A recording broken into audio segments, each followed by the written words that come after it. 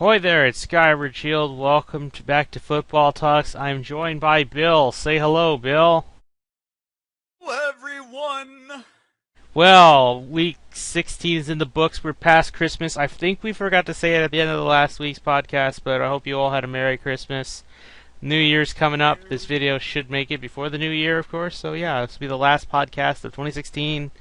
And 2016 cannot end any faster. Because fuck 2016, Bill. A lot of bad Yeah. things happened this year. Yeah. And I'm totally Yes. fine with scapegoating it. Anyway, Fully. week 16 promised some good games. We got some. A lot of them were done on Christmas Eve, so we're going to start there. And let's go to the throne of ease because the Patriots were rolling. Normally, the Jets always play the Patriots close. That's what it's been like that with Rex Ryan, and then Todd Bowles brought it over. But no, this was perhaps if anything, very similar to the game against the Colts. And I'm not just saying that because of the score. But the only difference was I feel Bryce Petty was exposed as a very raw quarterback that needs either more development or is not fit for the league. I would agree with that assessment. He did not look like he was ready. Do you for want the to moment. know? I think I think the Jets turned the ball over 4 or 5 times. Like, this was has, fine. I'm starting to think this is just a fundamental problem with the Jets. I know people want to blame the quarterbacks, but look, you had the Fitzpocalypse against the Chiefs in like week 3 or 4, where there were 6 turnovers. That's horrifying. And then today, or Christmas Eve, you had 4 or 5 turnovers. I think most of them were picks, and then 1 fumble by Matt Forte, I think it was. It's a running back. It was one of I them. think it was something like that. And then Malcolm Butler scoops it up. Malcolm Butler had 2 turnovers, a fumble recovery and then an interception. I think he had 2 interceptions and a fumble recovery. Actually, Maybe, I'm not sure. I feel like everyone in the secondary got 1, but right? but if this defense wanted to get confident and feel like they could become even better, this was the game that they needed. I mean, next week they got the Jets. I know it's Matt Moore, but Matt Moore to me feels like a poor man's Romo, except less injury prone. But he's not gonna take the shots. They're not depending on him that much, which I think it's good on the backup because you don't want to make the backup force throws, which is good on them.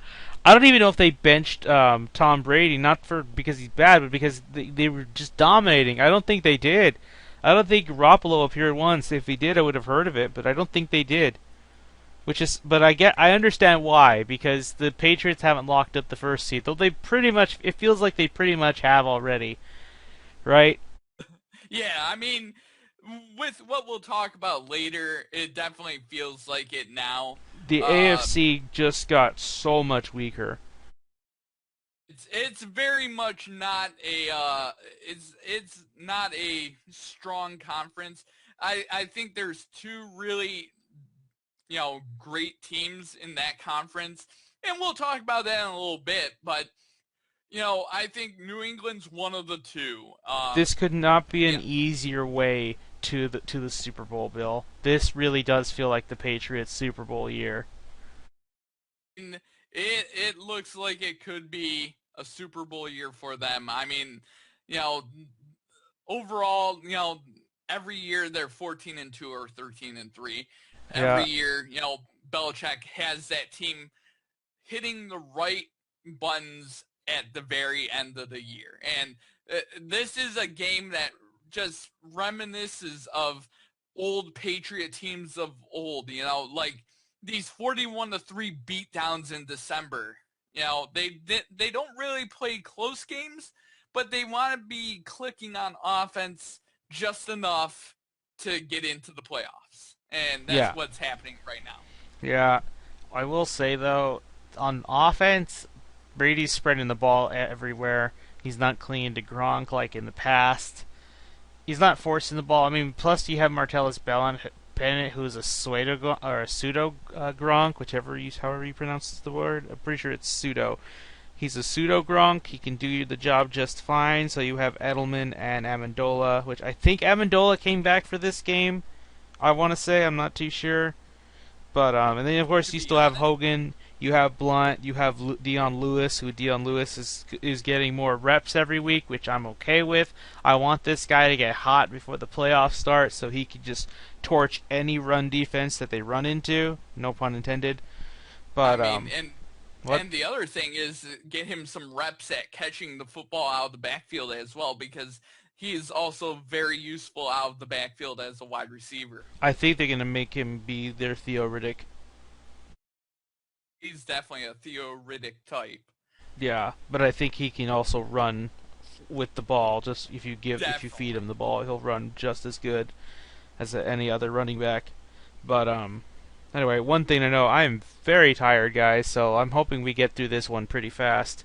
Speaking of, I don't think there's much to say about the Patriots aside from one thing. If they win this next game against the Dolphins, they've got the first seed all locked up. The rest of the games don't matter. However, if they lose, they would need the Raiders to lose to the Broncos. And they could, but honestly, I don't think they'd care. I think they might not care if the Raiders get home field advantage now. Because if they do, it's one of the most Pyrrhic, melancholic first clinching home field advantages you'll ever see in sports. Because I'm pretty sure Oakland, the black hole, feels like it's going to implode on itself and just dissipate.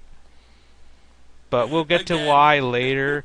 But I think we can move on, Bill. We can move on to Houston because Tom Savage is real. Yes, he is. Yes, he is. Thanks, and we also got to give a thanks to our old kicker, Randy Bullock, your boy. He got a 43-yard field goal first, so it's like, okay, same yardage. Oh no, we're fucked, but I forgot Randy Bullock was cut for a reason. He is not good in crunch time. I don't think he's bad in terms of pressure. He just misses a lot of kicks that he shouldn't miss, and he missed the 43 that would have won the game because the extra point from the only touchdown the Texans had was blocked. Wasn't returned, thankfully, but that was blocked, and that turned out to be a very, very key moment in the game. But I want to break this down because this game was a tale of two halves. The first half was just a sneaky defensive slugfest that was just as ugly and disgusting like the Seahawks-Cardinals game from week 3, was it? You know, the one that ended in a tie, the first encounter. I think it was like 6-6 or something like that. It was 6-6. It was pretty bad. That was one of the lowest scoring ties ever. I think it tied for the lowest because that's the second one, I guess, that did it. But that was not a fun watch for offensive people. But I liked it because it was just fun seeing everybody. It was just fun seeing not just little progress be made because the defenses were so stingy, but sacks, turnovers, all that stuff. Then missed kicks. I got a kick out of that. No pun intended as well. I'm on fire today and I'm not even trying. But anyway, so back to this. The Texans, I'm going to give you the warning for Tom Savage. I'm not afraid of his skill in terms of skill. I'm not questioning his skill yet because it's just too little to see. But his health is what I'm more afraid of. I saw him limping at one point. He said it's just better. He joked that it's because he's unathletic, which I know he's hiding the truth. Doesn't look like it was anything serious. However, it is clear what the weakness of this team is going to be for any team to exploit. You don't need to be a coach to figure out what the big Achilles heel to this whole team that can make it collapse in on itself. The right tackle and the right guard. As you know, they lost one of their players in the Broncos game earlier in the year because he tore both his what do you call that part of the bone? I forget what it was, but the patella? Yeah, he tore both patella tendons. He's probably not able to play football ever again. So that guy's gone. You have to fix that.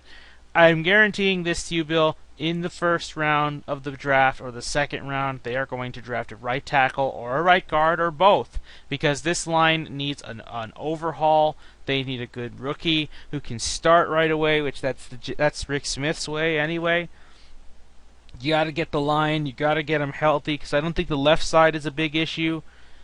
Like Xavier Suafilo is doing okay on left, and then you have Dwayne Brown on the left tackle, who is always a great one when he's healthy. But that right side is bad.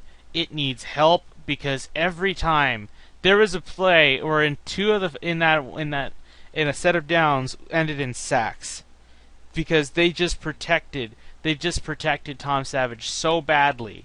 I feel like even I could just get around them, and I'm not even athletic at all.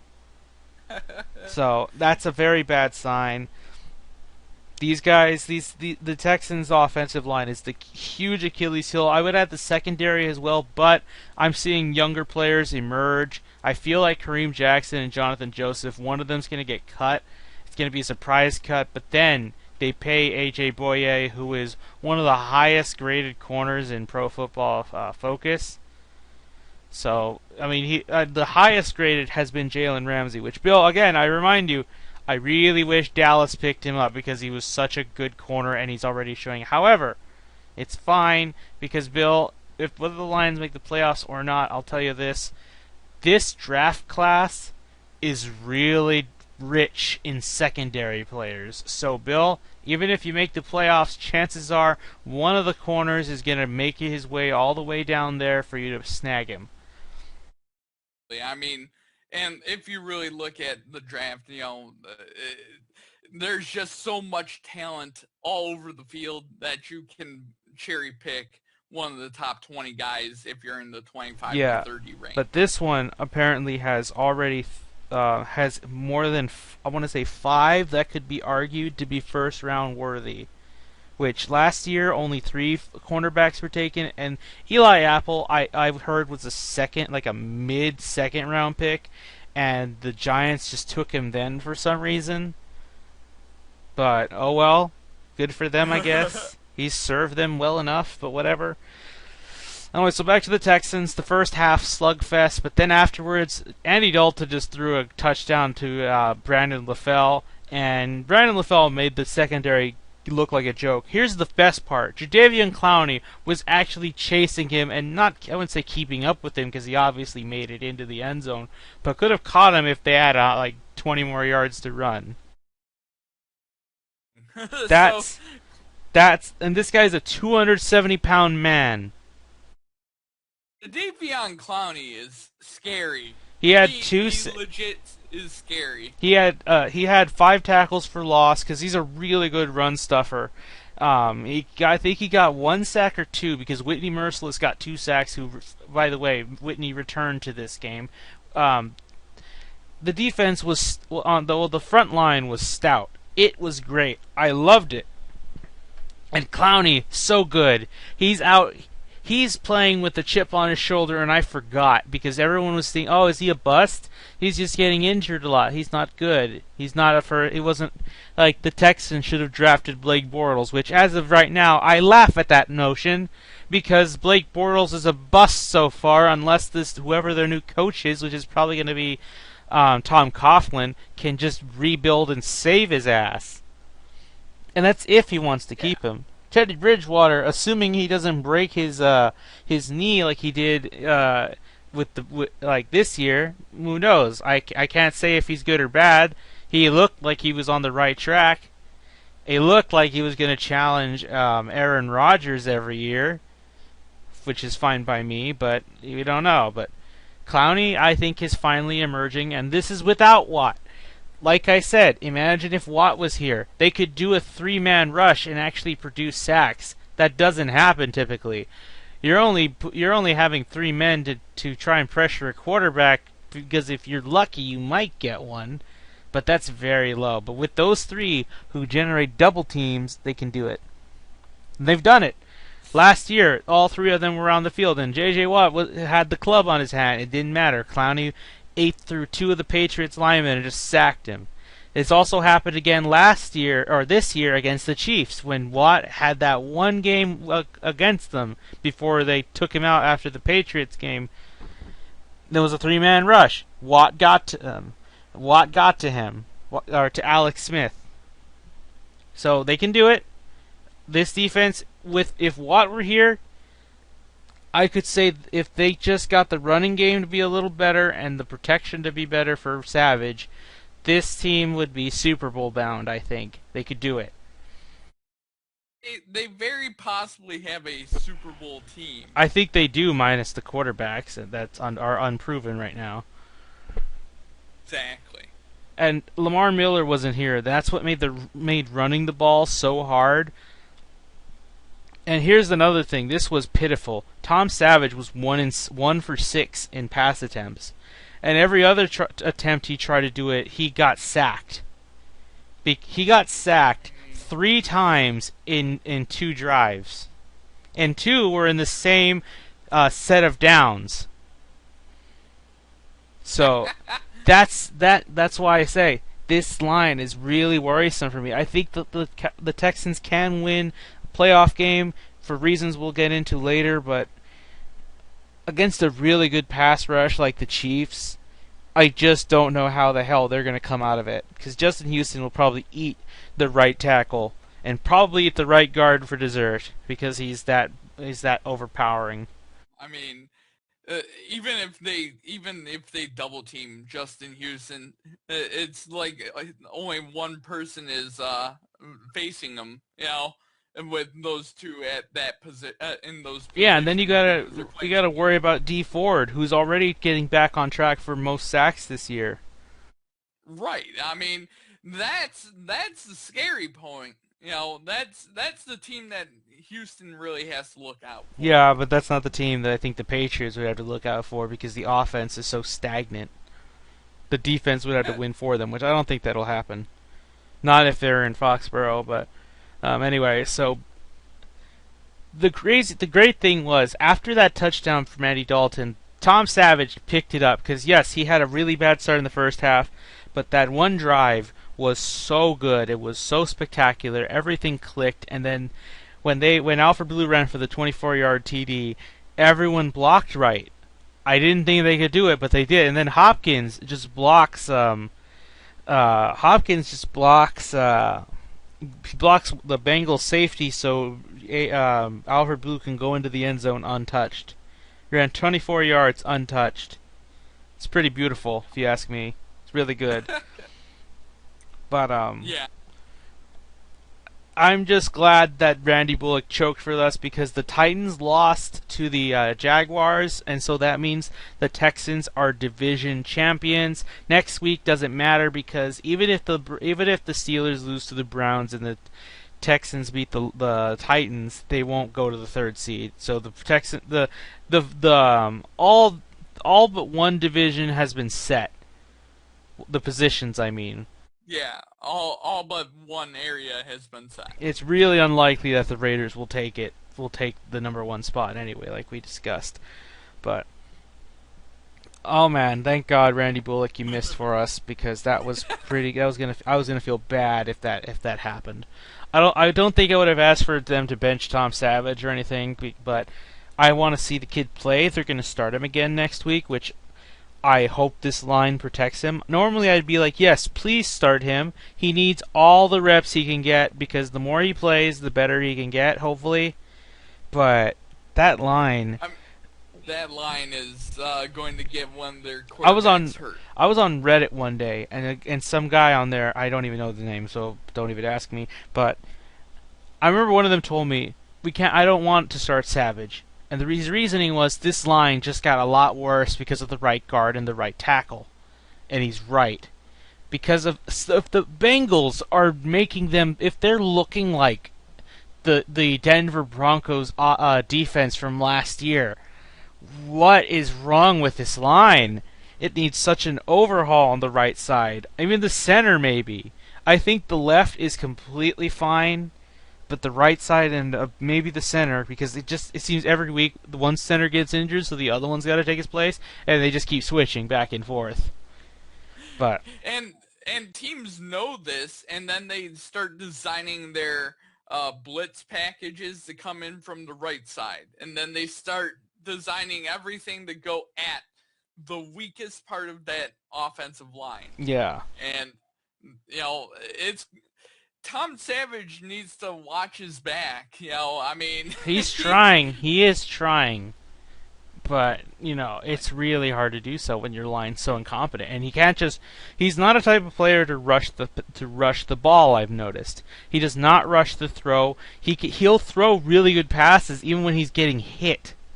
He does not let the hit impact the shot too much. He keeps calm even when he knows he's going to get hit, but he's prioritizing, I'm going to complete the throw. I'm going to get licked. Maybe they'll throw a flag too, but that's not what I want. I want to make the completed pass. And it works from time to time. I like that this guy has a real good zip in his ball. Not too fast, not too slow, not too wobbly. It's a clean, crisp throw with a good spiral. Like, again, no Warren Moon, but I like when he throws the ball. It feels like the just right pace.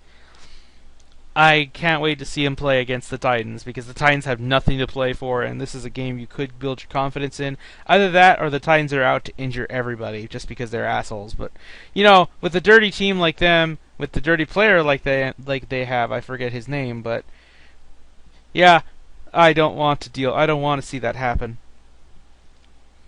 But anyway, Bill, I think it's time we move on to the third game. Before we do that, I will be right back. Okay, I'm back. One thing to say, because the Texans have clinched the division, I'm gonna play this clip in the background, but very quietly, because I do not want Fox to come after me with copyright. But yes, the Super Bowl will run through Texas because both Texas teams are going to the playoffs. This is how, Bill, this is how football should be. Texas owns football. It just feels that way for me. I love Texas football above all else, but I would love nothing more. It's very improbable, but you know what? You want to know what else was improbable? The Giants somehow making it to the Super Bowl and then dethroning the 16-0 Patriots. Like, unless you're an irrational Giants homer, or just the Jets fan who wanted to get some type of stickler against the Patriots, that was it. I say anything is possible, but we'll see. It's just right. Yeah. Doing God's work, that's all I'll say. But you know who wasn't doing their work properly? The refs in this game. I'll get to that in a minute, but for now I just want to mention, for a time, this game looked to be the best Monday Night Football game because it looked like a back-and-forth game. There was no regard towards defense. The quarterbacks were still getting hit, but that was just that's all a defense could do. It was 21-21 at the half, and then the Cowboys put 21 unanswered points again, and the Lions gave up. I don't know why, Bill, they gave up on Zach Zenner. Zach Zenner was shaping up to have a good game. I don't think he would have had 200 rushing yards, no. But I felt like he was just running in a rough way, running over a player, and then just dragging out the play and tiring out this defense slowly but steadily. It wasn't like Zeke, who just gets that burst of speed and then he goes down. The defense is tired already. Not like that. It's not a big, quick but painful shot. It's like a slow lethal poison, if you want to go with that weird expression. But I'm just gonna say, the Lions sure miss Abdullah. They miss him. I need him to come back for this week because, Bill, here was the scenario. If the Lions won, all they needed to do was win this game and then hope for an Atlanta loss, and bam! Guess what? You're going to get the second round bye. Now, they could still get that, but now they also have to hope for the Seahawks to blow another game to the 49ers. I know it's at San Fran, but Seattle has owned San Francisco for years now, even in the Harbaugh era. Right. I mean, and here's the other issue. And it's been an issue for 3 years. We've been doing this podcast for a while. And you've heard me say it years and years ago and still now. Under Jim Caldwell, the Lions have not played a full game of football under him. And I don't know what it is about him. They just played the first half. Oh man, they were lights out, and then no running game. That goes on Jim Caldwell and Jim Bob Cooter because they can still call running plays. They don't need to not call running plays. Call some running plays. But no, we're gonna throw the football over the yard, and then teams just catered towards that. And then they design coverages, and if you don't start running against that, then obviously you're not gonna move the football. So it's on Jim Caldwell and Jim Bob Cooter to make the right changes at halftime, and they did not make the right changes at halftime. What they did is basically said, well, we're not going to run the football anymore. Let's just I think they said we're going to give up the game.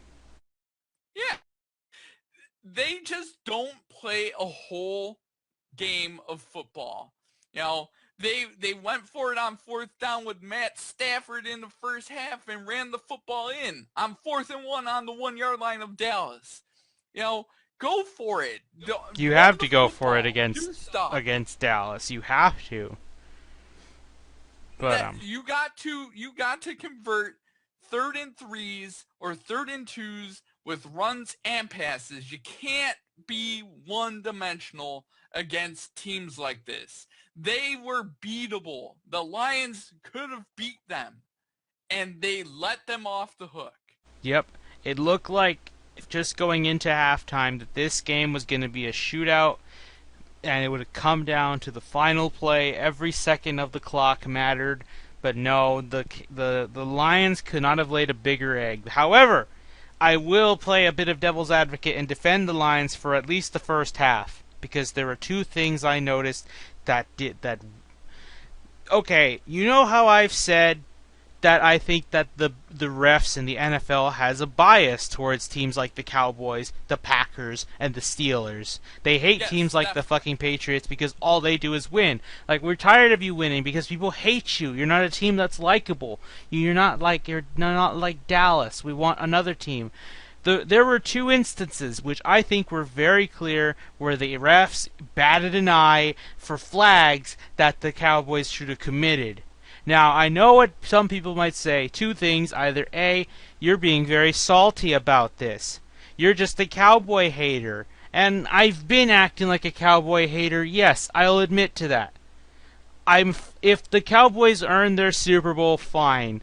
I'm not going to be I'm not going to be against it, but I feel like something just didn't sit right with me there. But again, if you beat a team like the Patriots, good on you. I will say you beat the best quarterback in the NFL ever. Good for you. Yeah, exactly. But when the refs are bailing your asses out, because look, the first instance, this one's a little more minor if you want to call it that, chop block. Everyone praises this Dallas offensive line. Okay, sure. When you chop block a defensive lineman, that's good blocking. That's good blocking. That's how you'd play. Whatever. You might... And then this other one. This is the one I can't stand, because this actually should have... Dallas should not have got their second or third touchdown. I don't know which one it was. The one to Dez, they tried to call pass interference on...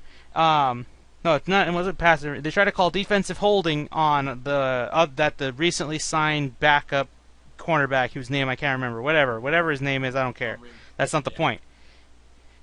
It's amazing how, despite how Dez had his hand gripping the face mask for 5 seconds, and somehow the refs blamed the other guy. Okay, that pissed me off. I saw that, and it's like, that is a hold. And even the people on ESPN know it. They saw it, but here's my favorite part. They just batted it off, just like, oh, they just missed it, oh well. Didn't even say, that's a bad call, they should have called it on Dez. Like, oh look, we just waiting for Dez to have his breakout moment. Oh, woohoo, Dez is starting to break out, yay. Everyone is trying to make these Cowboys win. That's why if the Cowboys lose in the playoffs or in the Super Bowl, I'll feel a little bad, But at the same time, I won't, because I feel like this is just sticking it to everybody who's doing whatever they can, be it small or big, for the Cowboys to win. Let the Cowboys win on their own. Let the Cowboys do it with their own skill. Don't bail them out of things. If they called a flag, if there's a flag that needs to be called on a team, I don't care if it's your favorite team. If your team committed to holding, and you know what, yes, that's a hold. Move on. If they commit it, let them do it. Let them pay for the price. It's like if I ignored somebody for committing a crime. Oh, look, I know this guy.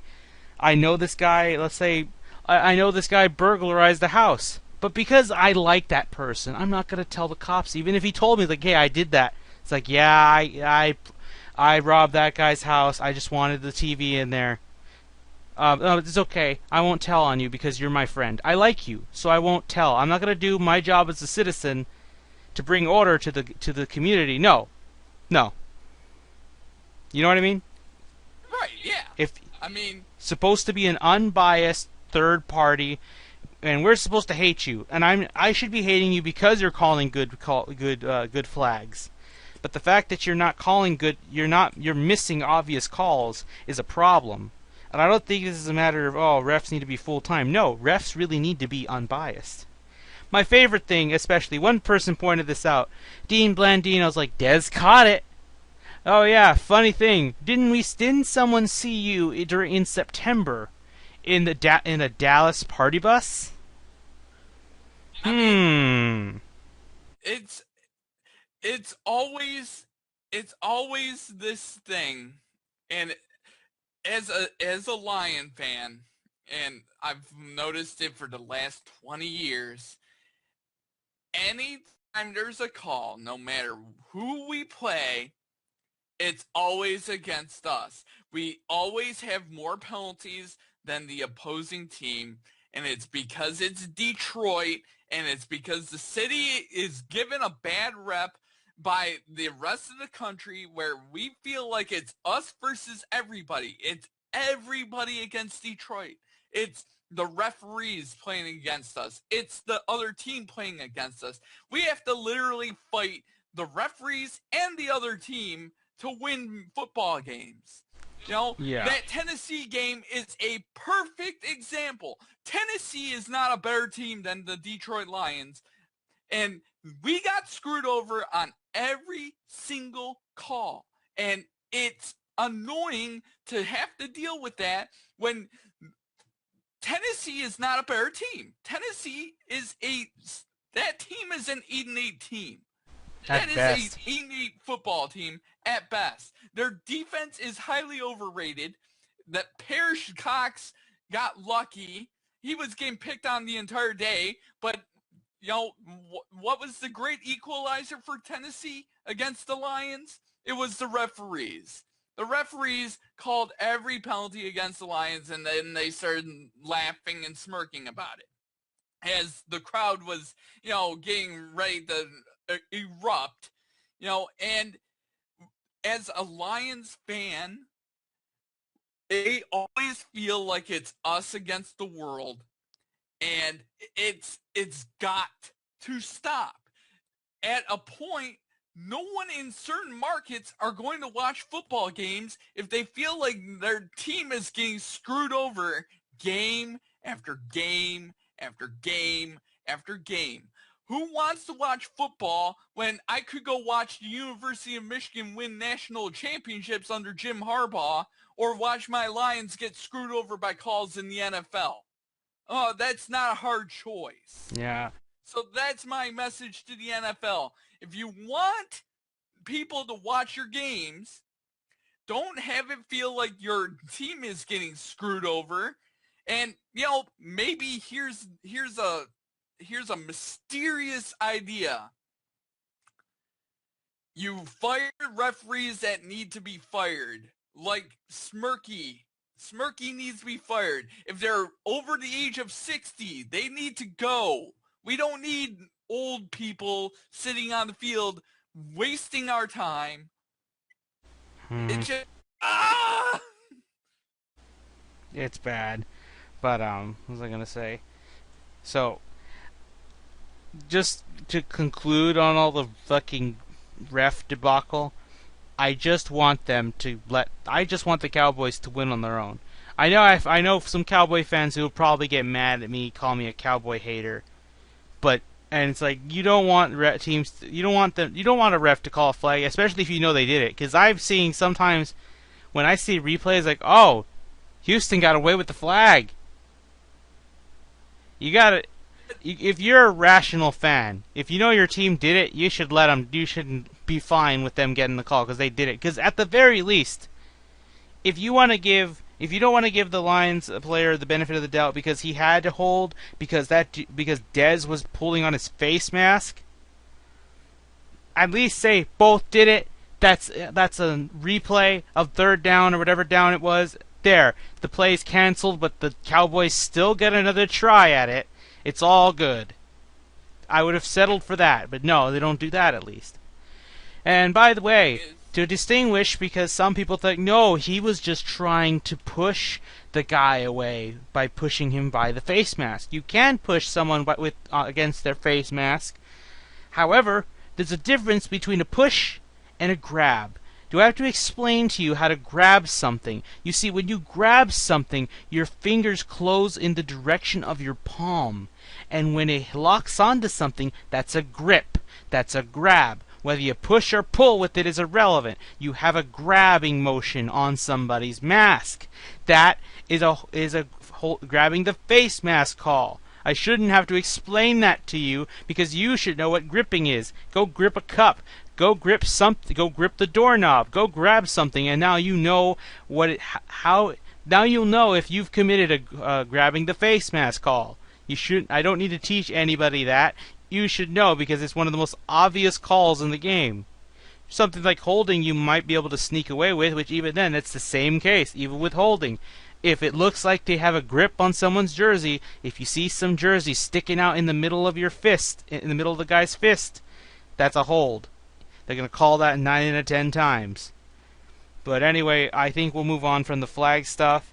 As for the Cowboys, the good thing on them, Dez had 2 touchdowns and actually threw one, which that got to Jason Witten, so Jason Witten gets another touchdown. Dak Prescott played well, and Ezekiel Elliott is 178 yards away from passing Eric Dickerson for the most rushing yards in a single season by a rookie. Now, wouldn't that be impressive, Bill? Be impressive, but he's not going to do it. I don't think they're going to do it. I think they'll let him play.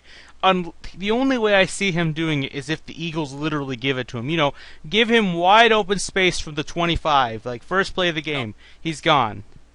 That's not happening. That's not happening. You really don't think you think they're going to bench him because people were begging for Romo to come out this game, and he didn't show up. The Philadelphia Eagles are not going to just roll over and die. They have incentives in their deals to make sure that there's less than 100-yard rushers and etc. They're not gonna just roll over and die for that. They want all their cash. They don't want to be giving up bonus checks of $25,000. There's a lot of incentives that these NFL players have in their contracts, and they're not gonna let Ezekiel Elliott just run all over them. That's just not going to happen. Yeah, if you say so. But as for the rest of the Dallas team, the front line, the front seven is still, I think it's still good enough. You have DeMarcus Lawrence, who I think is great. He's really good. I'm pretty sure he's going to get paid because him and Sean Lee are definitely going to get paid. I told you Sean Lee was in the same boat as Brian Cushing is right now. You got to keep playing the season before the contract is up because if you're coming into the contract week still hurt, they're going to cut you because they don't want a player who keeps getting hurt anymore. Hint hint, Romo, that's why you're leaving, sadly. I respect you, but the Cowboys don't. Look, the Cowboys found their quarterback for the future. They don't need $100 million hit on their payroll. Yeah. I just will say, if they literally don't say thank you, Romo, if the Cowboys win a Super Bowl and they don't say Thank you, Romo, in the first 4 sentences. I'm just going to say I was right all along. They do not care for him. They're going to say it at some point in their little speech. Jerry Jones like, oh yeah, I got to thank Romo. No, you'll say that like as your second to last because you forgot to bring it up in the first place. No, the only reason this team even attracted all this talent was thanks to him. Because remember, teams are attracted to other teams that have a good enough quarterback. I'm not saying they need to be attracted to an Aaron Rodgers, Tom Brady one, but they just need to be with somebody who's reliable. Like, I could see this guy going to the playoffs. He might not win the whole game by himself, but with the right pieces, we can help him get there because this is all a team sport. You know? It's like all he needs to do is do his job and we'll do the rest. That's all you need. But anyway, I can't wait for the sheer disrespect. Also, here's the thing. They're not even going to start Romo in or use him at all in the Eagles game. Barring an injury, they are not going to even play him. If they had a Patriots-style blowout, 41-3 against the Eagles, and it's like the fourth quarter, just the start of the fourth quarter. Nope, they're going to keep every single starter because we're out to make a statement that we are a powerhouse team and everyone should fear us. I understand that, but come on. Do you really want to risk injuring your players? If a player gets injured, everyone's going to be like, we told you so, and guess what? They were right. They told you so because it is not a good time. Anything can happen in Week 17. Some teams like, you know what? We're not in the playoffs, so maybe we can knock out a player or two. Do that, they're foolish. They need to rest them before after halftime. I would be very surprised if Tony Romo is not out there. You know, especially if it's a blowout.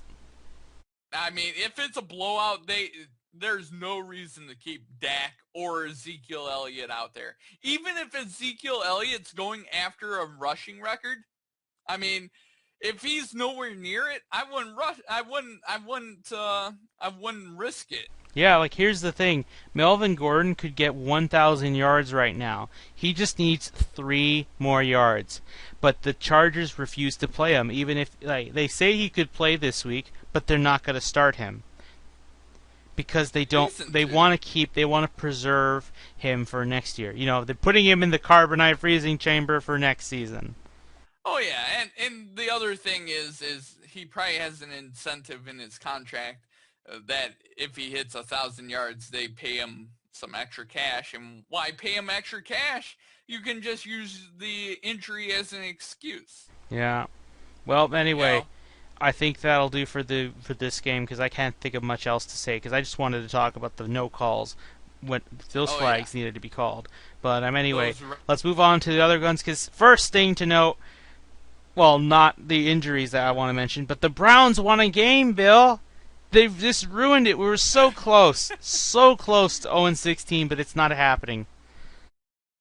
Down is now broken. I'm very sad. The San Diego Chargers could not beat the Cleveland Browns. That is pathetic. They have a better quarterback than the Browns do. They had everything better than the Browns, and yet they lost. It is disappointing to me, Bill. It very much is. I'm just going to put it this way. Still, that 0-16 Lions team is better than this Browns team. The Chargers, I'm picking against them because you lost to the Browns. If we had 5 more weeks of football, I would pick against you every game because you don't deserve to win because you lost to an 0-14 team. But exactly. Anyway, moving on to the other ones. This is really sad. I mean, I don't like Mariota, but you know he was going in the right way, taking the right step forward to become just challenging in the AFC South. But then he tore his fibula. He's out for the year. And to be fair, I don't think they were going to win that game. When you see the score at the time, it was like 25-10. They weren't exactly in it in the third quarter. But it wasn't just him. Another player tore their fibula, and this pretty much we have one less team to see go into the Super Bowl now because the Raiders have lost Derek Carr to a torn fibula as well. He is going to have surgery. He's having surgery today, actually, at least at the time of recording. And yeah, he's out for the year, 6 to 8 weeks. There's no way he can even make the Super Bowl. This Raiders team has to feel very demotivated. I mean, they look like this was the perfect Cinderella story. To go from the joke of the league to now looking to wanting to become not just a powerhouse but possibly a dynasty. Nope, not this year. It's not going to happen. Like, honestly, I don't think anyone's afraid of Oakland anymore. They've got the playmakers, but they're no better than, I would say, Houston, because while Houston has playmakers on both sides of the ball, their quarterback hasn't proven themselves, and in this case, the backup is maybe not a good idea. Right. But anyway, I think that's really unfortunate because two good quarterbacks who are making the leap gets taken out. And the Colts, by the way, this is the crazy thing. That injury was the first time the Colts even touched Derek Carr. And the one time they hit him, Crazy. they make him land on his knee really bad. It is fucked. It is all kinds of fucked.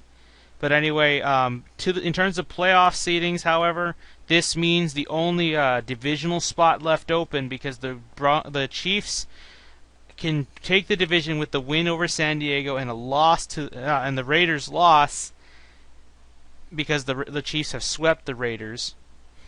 That just means that the bye week is still up for grabs for the Patriots, like I mentioned. The Texans are locked in the 4th seed, and the Steelers are locked in the 3rd.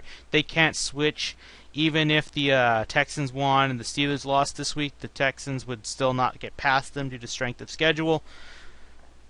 But the wild card seedings is all that can be changed. I mean, the Texans could probably play the Raiders, the Chiefs, or even the Dolphins. Though the Dolphins is a little harder because the Dolphins would have to beat the Patriots, which I'm not going to pick against the Patriots at all for the rest of the year. So we're all good there. But Right. But another game I wanted to mention before we move on to the picks. Bill, I really should have picked the Cardinals. I had this sneaky feeling that the Seahawks were going to lay a huge egg, lay a dodo bird egg, and they did.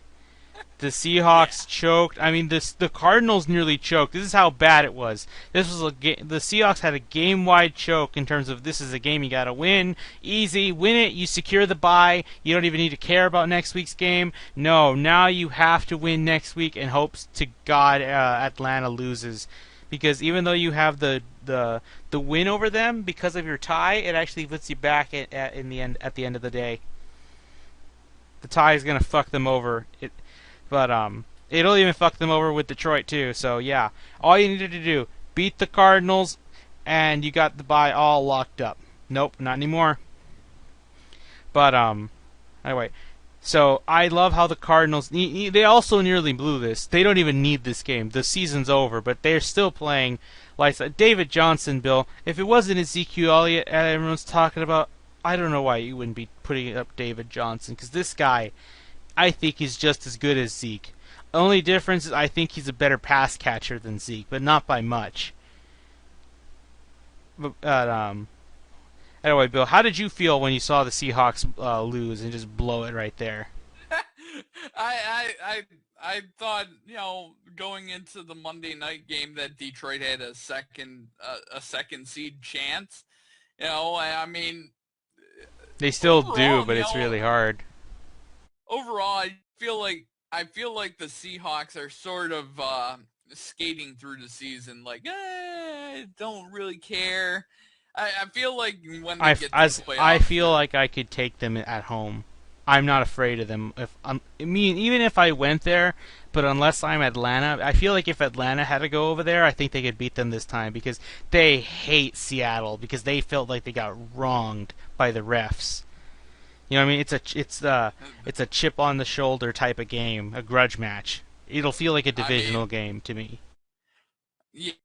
And the other thing is there's certain other teams going into the playoffs that you know would struggle there, comparative.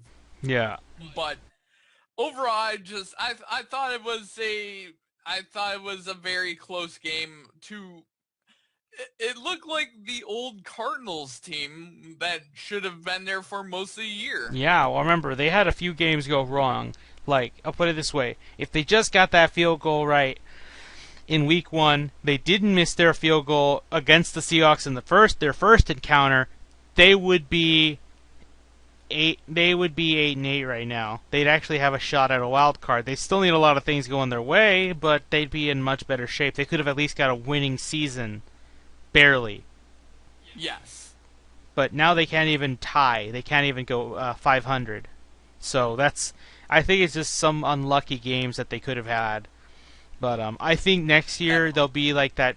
You know, they have comeback players of the year. I would just say screw that. Have comeback team of the year. I think the Cardinals can do that because I think they're just too talented. But anyway, Bill, are you ready for the picks? The final picks of the regular season. Yes, I am. Bill, there are no Thursday games, but I'm just going to tell you that I had a lead for the picks, and now I'm choking on this about as fast as the Lions have been choking their 2-division lead, which I forgot to mention. I wanted to agree with you, Bill, because the reason why I think they'd fire Caldwell, you blew a 2-division game lead to the Packers, who were behind you so badly. All you needed to do was win one more of these games and you're in, and then you fucked it up. So just wanted to point that out. If they lose this game, they're going and he's fired day after. Oh yeah. But here we go. It is the picks, and we start with the Baltimore Ravens at the Cincinnati Bengals. Bengals looked frisky in the last game, but I don't think they will win because I just think the Ravens are a better team overall. I know they're out of the playoff hunt, but I think they just want to go 9-7, get a winning record like they're used to, because the Ravens are just a good team, if you ask me. I agree. I've got the Ravens beating the Bengals. The Bengals just are having a bad year, and this is the culmination of that bad year. Next, the Houston Texans at the Tennessee Titans. I'm going to go with the Texans. Tom Savage is real. This is a good game to get yourself set up. I will say, however, Lamar Miller is dearly missed. The running game has lost such a dynamic without him, but I think they'll do just enough on the ground to win. I just hope that they protect Savage better. They need to protect their potential true franchise quarterback. I've got the Houston Texans as well. I got them winning a pretty comfortable I hope game. Jadeveon Clowney just eats their left tackle and then just goes after the backup quarterback, which I don't even know who that is because they don't have Jake Locker. He retired, and then Clipboard Jesus is not even here. Right. All right. Next up, the Carolina Panthers at the Tampa Bay Buccaneers. The Carolina Panthers are so inconsistent. I thought they'd be frisky, but no. I'm going to go with the Bucs. I feel they stole one game last time. I think the Bucs are still feeling like they can get into the playoffs. They're not going to get in anymore, but you know, when you're a team that even if it's a remote chance, you got to play like you have it. Just do all that you can control and see where the rest plays out. I'm going to go with the Bucs for that simple reason. So I've got Carolina beating Tampa Bay. I just feel like Tampa is still young, and I don't know if they feel. I don't know if they have that killer instinct yet. To me, the Panthers are as inconsistent as the Colts. Because one minute you get the bad Colts team that we're all familiar with, and then one other game you might get the Colts from like 2 or 3 years ago where they're just putting 50 points on everybody. So I don't know. That's how I feel with the Panthers. I feel like Carolina's gonna come out and play though, and I feel like Tampa's just. I feel like Tampa's just the last few games the nerves to make the playoffs have started to show. Yeah. The Cleveland Browns at the Pittsburgh Steelers. Pittsburgh going to finish 10-6. The Browns, they should be 0-16, but alas, it's not meant to be. Thank you, San Diego. I can't wait to not see you there anymore. the Browns are going to lock up their number one pick, maybe, with the Pittsburgh Steelers crushing them. Next up, the Dallas Cowboys at the Philadelphia Eagles. Cowboys going in 13-3. They've got this division all locked up. They got everything locked up, but they're just gonna play everybody because they don't care. They want to look like, oh, we're a badass team. We don't give a shit. See you in 2 weeks, Dallas. Dallas as well, but I think Philadelphia has a legit shot at beating them this week. They could have beat them the first time. Next up, the Buffalo Bills at the New York Jets. I really don't know who to pick. I wanted to call a tie for shits and giggles, but I don't have the leeway room to do that. I want to know who you got first, Bill. Buffalo, the Jets' defense is injured. It's bad. And they don't have anyone that can throw anything but interceptions. I've got the Buffalo Bills. Forgot to mention this too, Bill, but Rex Ryan's now fired. Rex Ryan is fired. I think we'll talk about that more when other coaches get fired. I'm pretty sure Todd Bowles is going to get fired, even though I don't think he was at fault at all here. I think the problems are much deeper than that. But I'm going to go with the Bills as well because... Oh, wait! I'm not even sure if I should pick Buffalo, because you want to know why, Bill? They're benching Tyrod Taylor because they don't want to give him more money. It's going to be E.J. Manuel versus Ryan Fitzpatrick. The pick-pocalypse begins. Are you still sticking with your pick for the EJ? You want an E.J. Manuel-led Bills team to beat the Jets? The Jets lost by 38 points to a good team. I think they could lose by 10 to 15 to a bad team. All right, I'm gonna call 8 interceptions, four by each quarterback. Oh man. Next up, the Chicago Bears at the Minnesota Vikings. Come on, Minnesota. It's your last game at home. Don't give up. Don't just drown out and lay on the side of the road like a dead animal, because, come on. Your fans showed up to your shiny new stadium, pay way more money than they should, and you give up to the Colts. If I see them do this, I will pick against the Vikings every week next year, if you remind me. Because that was embarrassing. Don't embarrass yourself in front of the Bears, too. I've got the Vikings. They're just a better team than the Bears in all areas. It's minus the running game. Jordan Howard of the Bears is a legit running back. Feed him. Next up, the Jacksonville Jaguars at the Indianapolis Colts. The Colts are so inconsistent. I'm going to pick the Colts because they have Andrew Luck. But honestly, I won't be surprised if they lose because they just...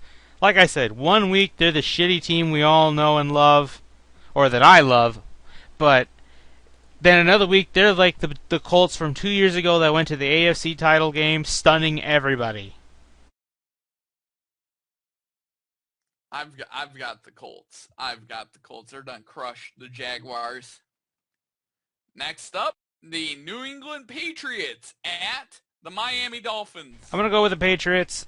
When they just need to win because they can't see the other games. They have to win so they can just lock it up, get home field advantage, and bam! The way to the Super Bowl is so easy. You could do it folded.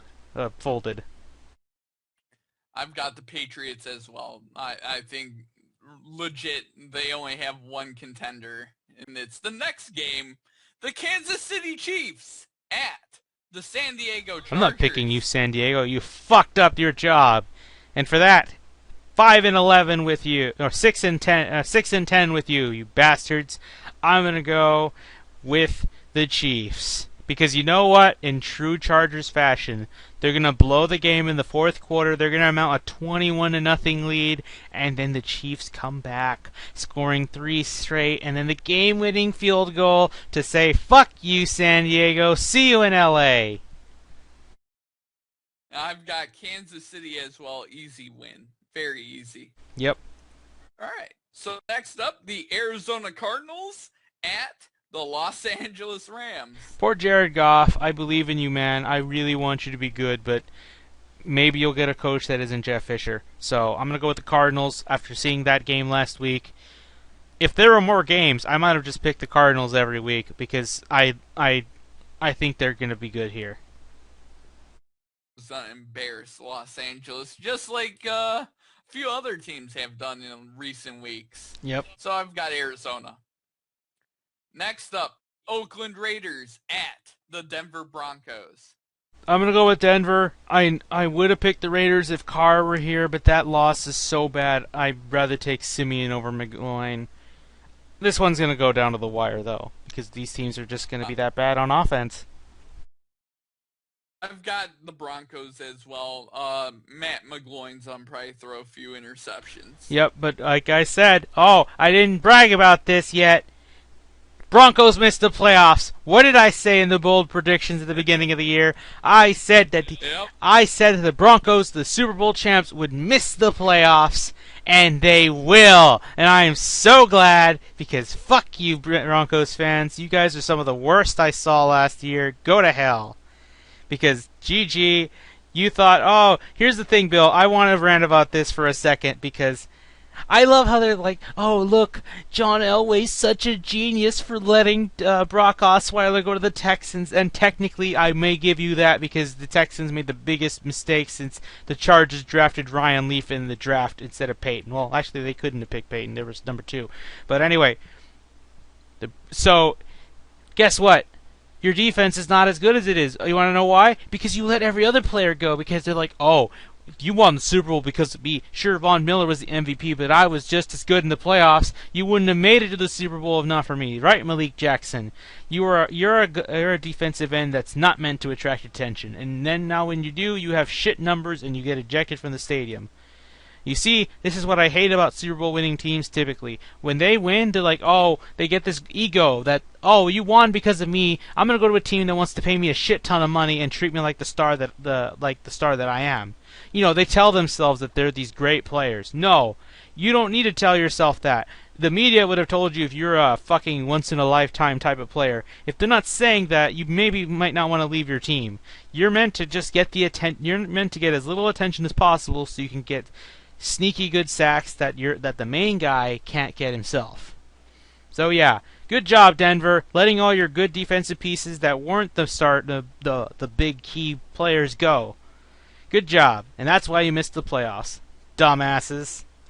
All right, Bill, you can move on now. I just wanted to get that out of my chest. I called that shit. Next up, the New York Giants at the Washington football team. I'm going to go with the Washington football team for 2 reasons. One, the Giants, I can't trust Eli Manning, and this is on the road. I think Washington already beat them once, Bill. I think they could do it again. Kirk Cousins is flying high. And 2, I need Washington to win because if the Packers lose to the Lions this week and Washington beats the Giants, the Packers will be eliminated from playoff contention. Well, I've got the Giants winning. I just feel like they're going to try to prove a statement against the Washington. Well, because here's the thing. They've already got a division spot. They have less to play for. Less to play for, but they also don't want one of their division rivals to make the playoffs either. So that'll be extra motivation. Yeah, we'll see. The Seattle Seahawks at the San Francisco 49ers. Oh, this is too easy. I'm going to go with the Seahawks. They need a game like that's super easy to win, so you could just go into the playoffs confident. You might get a bye, depending on how this on the Falcons game goes, but we'll see on that. I've got Seattle as well. It's going to be easy. Goodbye, Chip Kelly. And next up, the New Orleans Saints at the Atlanta Falcons. I'm going to go with the Falcons. This will be a shootout. I think it's going to be a great finale to the regular season in the Georgia Dome, but I think this one, I hope to God, can I please get my 100-point game? I just want one. This is the last chance at it. So I'm gonna hope we're gonna get like 51-50 final score. I'm praying that happens, Bill. I'm just gonna pray for it. The Falcons as well. I think it's going to be a shootout. I think it's going to be something like 45-41, something like that. I mean that's good too, but I really want 100 points. The Sunday night football game, the Green Bay Packers at the Detroit Lions. If the Lions win this game, they're in the playoffs in the division. If they don't, if they lose this game, and let's say the I can't think. Washington and New York could very well steal their spots. So, yeah, I would not hope for that. I want to win the division because I had this lead. The Lions have won too many games that were so difficult to win. They need to just take care of business by keeping Aaron Rodgers off the field as long as you can, and every time you get on the field, you put up points. You need to put up points every time to stay ahead, because in just 2 minutes, this fucker can tie up the game or hit the game-winning touchdown. I do not want to see Aaron Rodgers trying to make a comeback in the fourth quarter and actually have a shot at it. Let's go Detroit. Knock the Packers out of the playoff hunt. I don't want to see Aaron Rodgers in January. I'm going to say this because I'm a gigantic Lions fan, and I'm going to pull the jinx card. I am going to pick the Green Bay Packers to beat the Lions because I want to jinx their asses so that way they don't make the playoffs. Screw you! This may very well go to the final, to the fourth quarter, and someone's got to play comeback kid. I'm pulling the jinx card. I want them to lose so badly, it's not even funny, so I'm picking them. We'll have to wait and see, Bill. Oh, man. So I'm pulling the jinx card, and there we go. Yep. All right then. I hope you all have a happy New Year. And anything else you have to say, Bill? Have a safe New Year's Eve and a fun New Year's Day, and we'll see you guys in 2017. Yeah, 2016 can go burn in hell. I'm ready to start the year anew and then have to deal with Trump, but oh well. Anyway, yeah, this was a fun regular season, a lot of twists and turns. If the Lions win, that'll be the first time, I think, in the podcast history that all four teams we always talk about make the playoffs together.